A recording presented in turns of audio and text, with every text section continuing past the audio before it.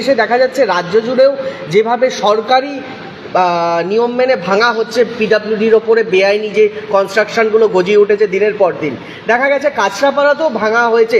এমনকি আপনারই দলের প্রচুর দলীয় কার্যালয় রাস্তার ওপরে থাকা সেগুলো আপনার দলের নেতৃত্বরা ভেঙে দিয়েছে। কিন্তু একটা বিক্ষিপ্ত চিত্র দেখা গেল সিপিএম কর্মীদের একটা শেড ভাঙাকে কেন্দ্র করে তারা উত্তপ্ত হয়েছে এবং ভুল বার্তা দেওয়ার একটা চেষ্টা হচ্ছে। সে বিষয়ে না আপনার কি প্রতিক্রিয়া? দেখুন, একটা কথা বলবো, আপনারা দেখেছেন টিভিতে এবং আমাদের চেয়ারম্যানদের ডিভাইড করে মিটিং হয়েছে, সেখানে আমাদের নির্দেশিকা টোটালটাই বলে দেওয়া হয়েছে এবং যেহেতু আমরা একটা গভর্নমেন্ট অর্গানাইজেশনের মধ্যে যুক্ত, সেই জায়গায় আমাদের টোটালি মেইল এসেছে এবং কী কাজ করতে হবে সেটাও কিন্তু ইনস্ট্রাকশন দেওয়া আছে। এবং আপনারা দেখেছেন আমাদের এক্সিকিউটিভ অফিসার যিনি আছেন উনি প্রত্যেকটা দোকান যেগুলো পিডাব্লিউ ল্যান্ডের উপরে এবং ইউএলবি ল্যান্ডের উপরে ইলিগালি এনফোর্সমেন্ট করে বসা ছিল তাদেরকে নোটিশ করে দেওয়া হয়েছিল এবং তাদেরকে ওটা ওখান থেকে সরিয়ে যেতে বলা হয়েছে এবং যেগুলো ধরুন সরেনি সেগুলোকে মুভমেন্ট করা বলা হয়েছে। এবং আপনারা দেখেছেন এই পিডাব্লিউ ল্যান্ডের মধ্যে অনেকগুলো ক্লাব ছিল, অনেকগুলো পার্টি অফিস, তার মধ্যে আমাদের টিএমসি পার্টি অফিসও ছিল, সেখানে সিপিএম পার্টি অফিস ছিল, সবাইকে নোটিশ করা হয়েছে। এবং যেটা নিয়ে সিপিএম থেকে সমালোচনা করা হচ্ছে, আপনারা দেখবেন যেটা পিডাব্লিউডি ল্যান্ডের উপরে যেটা ইলিগালি এনফোর্সমেন্ট করা ছিল সেটাই কিন্তু করা, তাদের কিন্তু কোনো পার্টি অফিস ভাঙা হয়নি। এবং যেই জায়গায় পিডাব্লিউডি ল্যান্ডের উপরে আছে সেই জায়গায় কিন্তু তাদেরও পার্টি অফিস ভাঙা পড়েছে এবং আমাদেরও পার্টি অফিস ভাঙা পড়েছে। তো এখানে কোনো পার্সিয়ালিটি কেউ বলতে পারবে না যে কোনো রকম পার্সিয়ালিটি করা হচ্ছে। এখানে সরকারি আইন মেনেই কিন্তু সব কাজ করা হচ্ছে এবং টোটাল ল্যান্ড ডিসক্রিপশনটা কিন্তু আমাদেরকে কিন্তু পাঠাতে হবে, সেই ইনস্ট্রাকশান দেওয়া রয়েছে ডিএম থ্রু। এবং দুটো ভেন্ডিং জোন দিতে হবে যেখানটায় হকার্স যারা আছে যারা বসবে। এবং আপনারা জানেন যে বিধানসভা যে হকার্সগুলো আছে তাদেরই লিস্ট আপ করা হবে এবং নন ভেন্ডিং জোন যেখানে ছিল সেইগুলো ভেন্ডিং জোনে সেন্ড করা হবে। সেগুলো টোটাল ডিটেলস সরকারি আইন মাফিক করা হচ্ছে। এবং মাননীয় মুখ্যমন্ত্রী মমতা বন্দ্যোপাধ্যায় কারো উচ্ছেদ নিয়ে নয়, ডেভেলপমেন্টকে নিয়ে, এবং মানুষকে বিপদে ফেলে কোনো কাজ হয়নি। তো সেই জায়গায় আপনারা দেখতেই পাচ্ছেন যে কীভাবে ইলিগাল এনফোর্সমেন্ট করা ছিল। এবং অলরেডি ওই যেটা আপনার লক্ষ্মী সিনেমা থেকে বাগমোড় পর্যন্ত যে রাস্তাটা যাচ্ছে ওখানে অলরেডি কিন্তু আমরা একটা প্রপোজাল দেওয়া হয়ে গেছে, অলরেডি 1-1.5 বছর হয়েছে। সেখানটা ওয়ান ওয়ে হবে এবং প্লাস কিয়স্ক করে দেওয়া হবে। যারা ধরুন 40-50 বছর ঊর্ধ্বে ব্যবসা বাণিজ্যগুলো করছে পিডাব্লিউ ল্যান্ডের উপরে, তারা কী করতে পারবে, তখন লিগেলভাবে ওই জায়গাটা বসে তারা তখন করতে পারবে। এখানে আপনারা দেখছেন কাঁচাপাড়া যেগুলো ভাঙা পড়েছে তাদের নিজস্ব ল্যান্ডের উপরে কিন্তু বিজনেস করছিল এবং এক্সটেনশন করে দিয়েছিল পিডাব্লিউ ল্যান্ডে, সেগুলো কিন্তু বেশি ভাঙা পড়েছে। আর বেসিক্যালি যেগুলো ক্লাব বা পার্টি অফিস ছিল সেগুলো ভাঙা পড়েছে। কিন্তু এই সিপিএমরা তারা যে একটা প্রচার করছে যে তাদের ভেঙে 35 বছর সেইভাবে তো কাজটা যদি করতো তাহলে আজকে এই লিগেল এনফোর্সমেন্টের ব্যাপারটা আসবে না। ওনারা এত সুন্দরভাবে কিন্তু সাজিয়ে দিতে পারতো 35 বছরের মধ্যে। তো ভাবনা চিন্তা অনেক ভালো রয়েছে, মানুষের জন্য অনেক ভালো প্রকল্প আসছে। তো সেই জায়গাটা নিয়ে আশা করি কোনো জায়গায় প্রবলেম হবে না।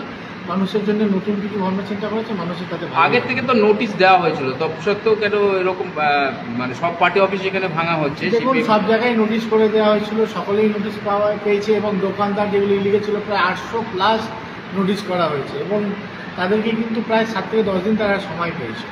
কেউ বলতে পারবে না নোটিশ। এবং আপনারা দেখেছেন আমরা কিন্তু অ্যানাউন্সমেন্টও করিয়েছি, তারপরে কিন্তু আমরা ইনিশিয়েটিভ নিয়েছি এবং টোটালটাই কিন্তু এক্সিকিউট করেছেন আমাদের এক্সিকিউটিভ অফিসার। আপনারা দেখেছেন পুলিশ প্রশাসন ছিল, ট্রাফিক ছিল এবং আপনারা দেখেছেন ওখানটায় ফায়ার ব্রিগেড এবং এএসএম আমাদের ছিলেন ইলেকট্রিক্যাল অফিস থেকে। তো ওভারঅল সব টিম মিলেই কিন্তু টোটাল যুক্ত নিয়ে কাজ হয়েছে। স্যার, যদি কথা বলা যায়, যিনি প্রাক্তন সাংসদ রয়েছেন এখানকার, তিনি কিন্তু বারবার মুখ্যমন্ত্রীকে বুলডোজার মা বলে আখ্যা দিচ্ছেন, সেটাকে কীভাবে দেখছেন? ওনাকে খায় না মাথাটা আমি জানি না, ঠিক আছে। ওনাকে তো ওনার পরিচয় ব্যারাকপুরে মানুষ দিয়েই দিয়েছে। তো is a good for nothing. ওনার নিয়ে আলোচনা করা আমার মনে হয় না দরকার পড়েছে, কেন উনি নিজে আগে নির্দিষ্ট করুন উনি কোন দলের। কেন উনি নিজের দলের লোককেই মারধর করছেন, আবার গদ্দার বলছেন, আর নিজেই আবার গদ্দারি করে আবার এই টিম ওই টিম করছে। তাই ওনার বিষয় আমার উনি is not my cup of tea. দাদা, আবার শান্ত বীজপুরকে তিনি অশান্ত করার একটা চেষ্টা করছেন, সেই বিষয়গুলো নিয়ে কি ভাবছেন? চিন্তাধারা থাকবে ডেভেলপমেন্ট নিয়ে, মানুষের ভালো ভাবনা চিন্তা নিয়ে সেই জায়গায় কিছু হবে না। এবং আমাদের যখন ভেন্ডিং জোন যখন হয়ে যাবে আপনারা দেখবেন অলরেডি আমাদের কিন্তু পৌরসভা স্টাফ নাম নিচ্ছে এবং যে নির্দেশিকা ডিএম অফিস থেকে দেওয়া হয়েছে তাদের ডিটেলসগুলো নেওয়া হচ্ছে, তাদের voter card, Aadhaar card, PAN card and everything, এবং লোকেশানগুলোকেও জিও ট্যাগিং করা হচ্ছে।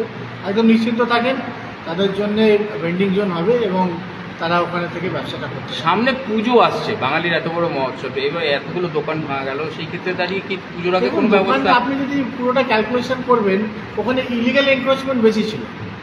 দোকান যদি আপনি বলেন 800-র উপরে আমরা নোটিশ করেছি, যদি আপনি দোকান দেখেন দোকান হয়তো 50-60টা হবে, কিন্তু বাট ইলিগাল এনক্রোচমেন্ট, ধরুন আপনি ব্যবসা করছেন, আপনি এক্সটেনশন করে বাড়ি রেখেছেন, ওইগুলো কিন্তু বেশি ভাঙা পড়েছে। এবং ক্লাবগুলো কিছু আছে, ক্লাব ভাঙা পড়েছে, পার্টি অফিস ভাঙা পড়েছে, সেইগুলোই কিন্তু হয়েছে। আপনাকে